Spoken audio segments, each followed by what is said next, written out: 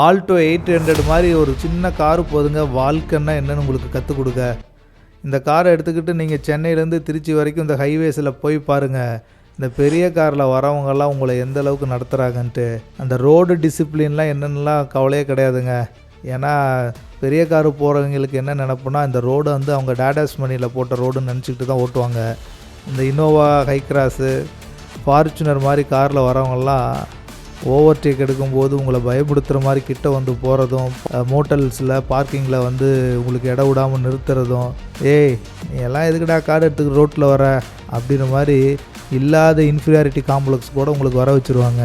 அதுக்காக இந்த ஆல்டோவில் போகிறவங்களெல்லாம் நீங்கள் ரொம்ப சூப்பர்னு நினைக்க வேண்டாம்.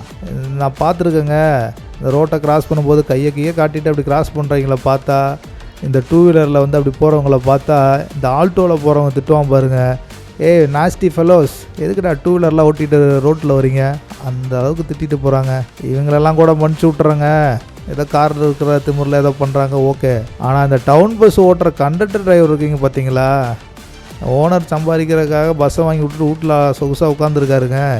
நீங்கள் உங்கள் உயிரை பணையம் வைக்கிறது இல்லாமல் உள்ளே இருக்கிற 50-60 பேர்த்து உயிரையும் பணையம் வச்சு, என் ஒய்ஃப் ஒரு பட்டுக்கோட்டைங்க, இந்த Thanjavur to Pattukkottai town bus ஓட்டுற டிரைவர்ஸ்லாம் யாராவது இருந்தீங்கன்னா கொஞ்சம் பாருங்கள். மாதம் ஒரு ஆக்சிடெண்ட்டாங்க பண்ணுவீங்க. யார்கிட்ட சொல்லி புலம்போதுனே தெரிலிங்க. என்ன மாதிரியே நீங்களும் ஃபீல் பண்ணியிருப்பீங்கன்னு நினைக்கிறேன்.